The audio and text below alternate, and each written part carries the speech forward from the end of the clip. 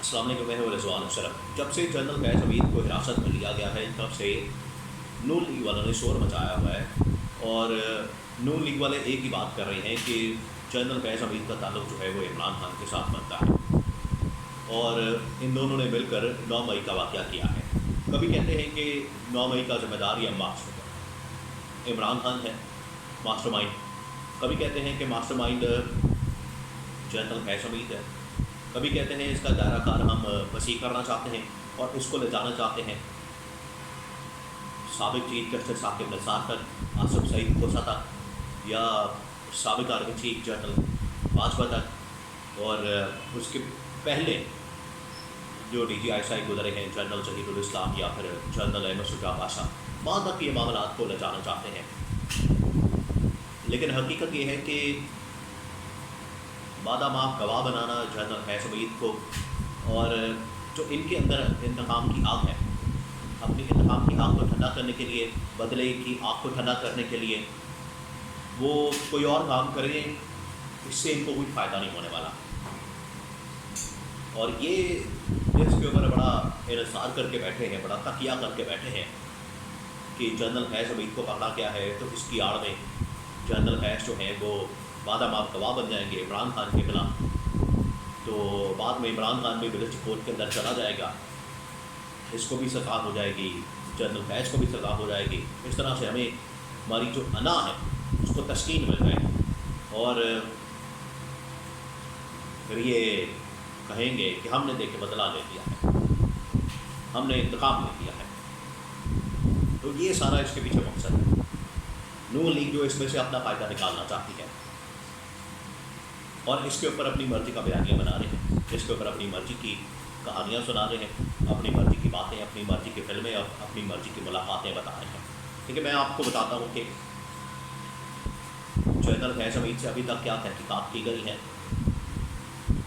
वैसे तो ये सारी जो तहकीकात हैं या इन्वेस्टिगेशन है या ट्रायल मुकम्मल होने तक, सज़ा होने तक, इसके बारे में कुछ ज़्यादा नहीं कहा जा सकता। उसकी वजह यह है कि ये बड़े ही कंट्रोल्ड माहौल के अंदर एक सारा ट्रायल होता है।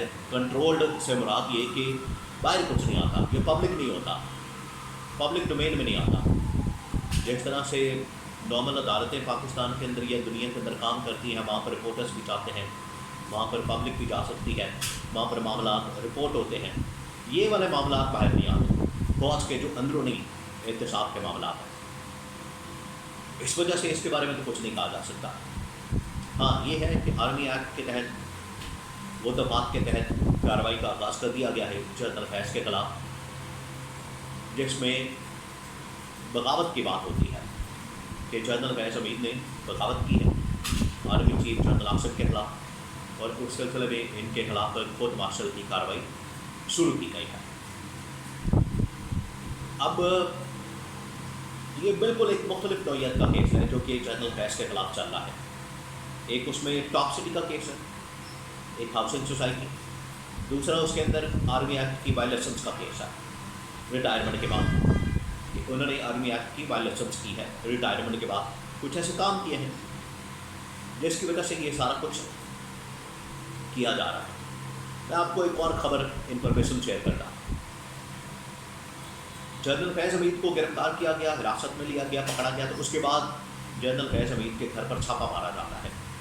जनरल फैज़ हमीद के घर पर छापा मारा गया है, रेड की गई है, और रेड करने का मकसद ये है कि वहाँ से कुछ हासिल हो सके, वहाँ से कुछ बरामद किया जा सके, वहाँ से कुछ पकड़ा जा सके, वहाँ से कोई एविडेंस, वहाँ से कोई सबूत, वहाँ से कोई शवाहिद हासिल किए जा सकें।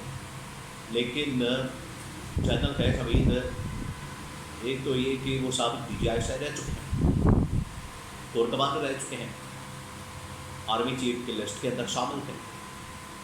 जिन लोगों ने आर्मी चीफ बनना था उसके लिए जो लिस्ट बनाई गई थी, उसके अंदर आर्मी चीफ के लिस्ट के अंदर इनका नाम था। इस टॉप लेवल की शख्सियत से आप ये तवक्को कर सकते हैं कि वो इतनी आसानी से अपने डॉक्यूमेंट्स या अपनी चीज़ें या बाकी मामलात को इस तरह से घर के अंदर या किसी भी दफ्तर के अंदर या और जगह पे रख सकता है। तो ये रेड मारने का, छापा मारने का मकसद ये था कि वहाँ से कुछ हासिल किया जा सके, लेकिन वहाँ से हासिल कुछ नहीं हुआ।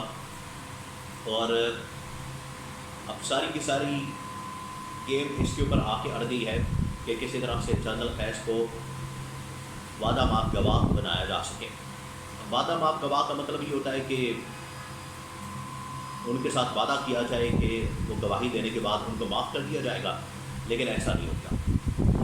وعدہ ماف گواہ بننے کا مقصد یا مطلب یہ ہوتا ہے کہ ایک تو آپ نے خود تسلیم کر لیا کہ آپ نے ایک جرم کیا ہے، آپ نے خود تسلیم کر لیا کہ آپ نے ایک اعتراف جرم کر لیا کہ بالکل آپ نے یہ کام کیا ہے، تو پھر تو آپ نہیں بچ سکتے.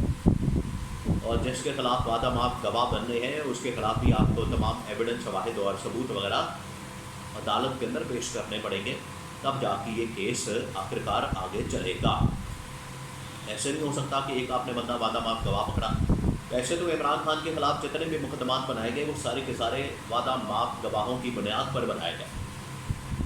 اس کے اندر توشہ خانہ کیس میں ان کا اپنا ملازم بنی گالا تھا، اس کو وعدہ معاف گواہ بنایا گیا. سائپر کیس میں پرنسپل سیکرٹری اعظم خان کو وعدہ معاف گواہ بنایا گیا. پھر 2-3 اور شخصیات. 190 ملین پاؤنڈ کیس کے اندر آپ کو بتایا کہ ملک ریاض کو کہا جاتا رہا کہ یہ وعدہ معاف گواہ بن جائے. نکاح والے کیس میں جو ثابت شوہر ہے خاور مالکہ بشرا بی بی کے، ان کو وعدہ معاف گواہ بنایا گیا. تو سارے مقدمات عمران خان کے اوپر جتنے بنائے گئے وہ اس بنیاد کے اوپر بنائے گئے کہ وعدہ معاف گواہ شامل کر لیا جائے اور آسان راستہ اختیار کیا جائے. جبکہ کورٹ آف لاء بالکل اور طریقے سے آپریٹ کرتا ہے. وہ دیکھتا ہے شواہد، دیکھتا ہے ثبوت، دیکھتا ہے ایویڈنس. وہ دیکھتا ہے کہ کون سے ایسے شواہد ہیں یا ثبوت ہیں یا ایویڈنس ہے جس کی بنیاد کے اوپر ٹرائل ہو سکتا ہے اور سزا ہو سکتی ہے. تو سزا تک پہنچانے کے لیے آپ کے پاس بڑے ٹھوس مضبوط ثبوت ہونے چاہیے، ورنہ پھر کیس نہیں چل سکتا. تو یہ سارا بھی 9 مئی کا سپریم کورٹ کے اندر کیس چلا، اس کی سماعت ہوئی ہے جناح ہاؤس لاہور کے اندر کور کمانڈرز ہاؤس کے اوپر حملے کی. تو سب سے پہلے ججز نے جو سوال کیا، سب سے پہلے جو انہوں نے کویشچن کیا وہ یہ تھا کہ CCTV فوٹیج کا کیا اس کے اندر ملزم دیکھا جا سکتا ہے کہ اس کے اندر ملزم موجود ہے. پہلا سوال انہوں نے یہ کیا. اس سے آپ اندازہ کر سکتے ہیں کہ یہ اتنا آسان معاملہ نہیں ہے کہ جنرل فیض کو پکڑ دیا، اس سے وعدہ معاف گواہی کی، آپ نے اسٹیٹمنٹ ریکارڈ کروا لی اور ٹھک کر کے آپ نے عمران خان کو ٹانگ دیا. اس طرح سے نہیں ہوتا. بڑا کچھ کیا جا رہا ہے قائل کرنے کے لیے، لیکن یہ ہو نہیں سکتا. اور یہ ملٹری کمان کے اندر بھی اس حوالے سے ایک ڈفرینس آف اوپینین موجود ہے کہ DGI کو اس طرح سے اگر آپ پکڑیں گے، حراست میں لیں گے، تو پاکستان کی فوج کی اور ISI کی کریڈیبلٹی کے اوپر بہت بڑا کویشچن مارک آ سکتا ہے.